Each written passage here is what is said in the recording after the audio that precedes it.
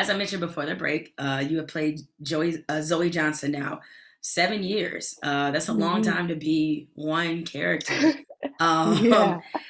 but what do you hope ultimately, especially as we've been able to journey with her, from Blackish to Grownish? What do you hope people ultimately learn by watching her? I know she's completely different than who you are, but what do you hope Yeah. people get from the Zoe experience?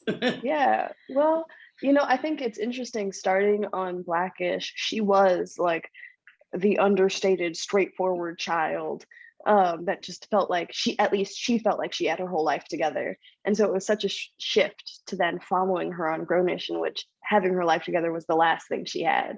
Like, and going through the messiness, and it entertains me when I see the discourse about how people feel about her character and her making the same mistakes again or going back to the same people. But I think the two things that I personally love about her is, one, she's helped me understand that growth is not linear and that as much as it may feel like an exaggeration, finally seeing people kind of come out of the woodworks, like, as much as I hate to admit it, I am Zoe. I was Zoe. I went through Mhm. a phase of understanding exactly what Zoe's going through. Is nice because it normalizes a thing that goes so undiscussed sometimes, which is just how messy young adult years are.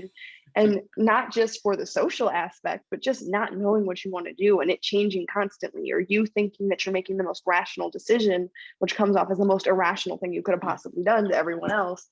And I also think it's like, I love that she is only one of many Black female characters on television. And I like the fact that she is so far from perfect. And, as we continue to have this evolving conversation around representation, but particularly the idea of like the binary of good or bad representation, of having to have somebody be superhuman on television, and in many ways that being just as much of a disservice, because it doesn't just allow for being comfortable in somebody's humanity. And in dominant culture, every main character is messy and at times awful human beings, but they have the space to do that and still have a huge fan base. They have the space to be everyone's person that they love to hate and still have crazy careers in ways that's not given to us. And so I'm like, I like, it took me a second to settle into it, but I'm like, you know what? I don't mind her being that messy person because it's real, and we get to shift expectations.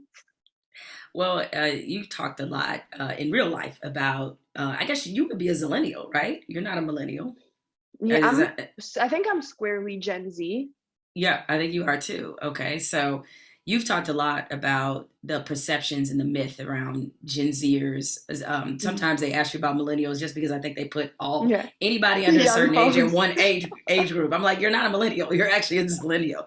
But nevertheless, one thing I've noticed about your generation is that you all are not willing to suffer through some of the same things that we did. That you Yeah. have very decidedly, like I'm thinking of Simone Biles, right? And Hmm. she's 24 and decided that she wasn't going to compete in a couple of events to protect her mental health, frankly. Hmm. And that's a decision that for somebody as accomplished as her, that I just don't see, um, you know, athletes of my generation, I don't know they would have been brave enough to do that. But I Hmm. notice your generation, when it comes to your mental health, as you said, when it comes to what we not going to Yeah. do, and I'm just wondering, yeah, when it comes to what we're not going to do, I just wonder, why do you think that there is that generational difference? Like there's a tolerance for Yeah. things that you guys don't have that we did Hmm. to our detriment. Right.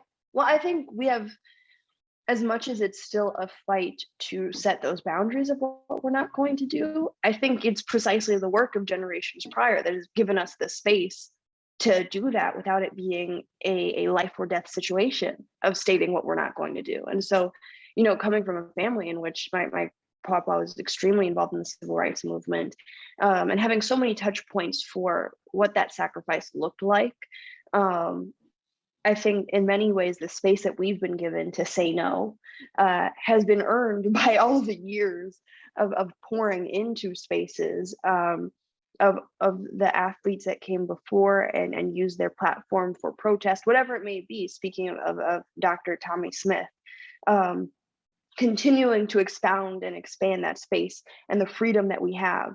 And so, in many ways, I think, like looking at Simone Biles, it's the next evolution of exactly what's been laid out before us by people that have used their platform to do good. And I mean, again, going to that conversation we've been having right before about representation, and particularly Black women being viewed as a supervillain or a superhero, but never just being allowed to be human. What she has done, I think, is such an incredible shift. Not only her actual taking time off for her mental health, but even I'm going to loosely paraphrase how she said the idea of her being the sum of more than her accomplishments is so powerful and such a culture shift. And I feel so indebted to her, and whatever chain reaction she will have started as a result of her saying that you have to appreciate her as a whole human, and no longer are you able to take parts of her that you choose to support, which I think happens to so many folks, especially Black folks in the spotlight. People, especially dominant culture, have the tendency to say, this is what I support of yours. And as soon as you stop doing this, I'm revoking my support. There is no wholehearted, I'm just supporting this human because they're doing good in the world. And so I'm so appreciative of her and every other really large Black female figures who have similarly taken stands to set these boundaries. Yeah, Naomi Osaka comes to mind as well. Hmm. So her Absolutely. doing the same thing. How did you develop your own boundaries? They're ever developing, but I really have to say, I took the guidance of my mother, of chocolate mommy love, uh, and I really, I think, am grateful for the fact that, I have two parents that understood this industry, and more than anything else, more than my perceived success or getting on another show, were most concerned with developing a good human. And because of that, it meant, like, from a young age, there were so many boundaries set about what we would or wouldn't let this job take from us. And similarly, I think that taught me about how to set boundaries in other spaces. I mean, there are times, and people laugh about it, agents would laugh about it, because, not only myself, but both of my brothers um, act. And there were times in which all five of us were on different sets as a family. And my brothers and I were all on different shows.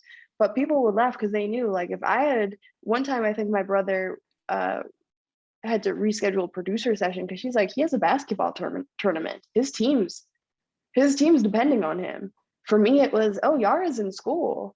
So you have to check for another time you're available, or whatever that was. Or, you know what, she's tired. And even though it says that theoretically you can do this, she is tired, and we're going to first honor that. And so having that at such a young age, of even though I wish I would have adapted the ability to speak for my boundaries and on behalf of my boundaries sooner, it's something I'm still developing. I've at least always had the example set in front of me. I've never had people willing to compromise my boundaries on my behalf. And if anything, I've been stronger advocates for myself than I've even been. And so that has been a gift that has kept on giving. And I think now, in this space of being a young adult, something I'm trying to practice regularly is being okay setting that boundary. And oftentimes, I think it's a thing that happens to so many of us, is this feeling of, I have to overperform before I have the right to say no. Like, I feel like I have to come in being extraordinary before I have the right to ask for things. And even though that's not what's been modeled for me, I'm trying to undo that in myself, to be like, oh no, I have the right to say no at any given moment. It doesn't matter what input I put in. And I know it's all for the betterment of whatever I'm involved in, the fact that I'm taking care of myself.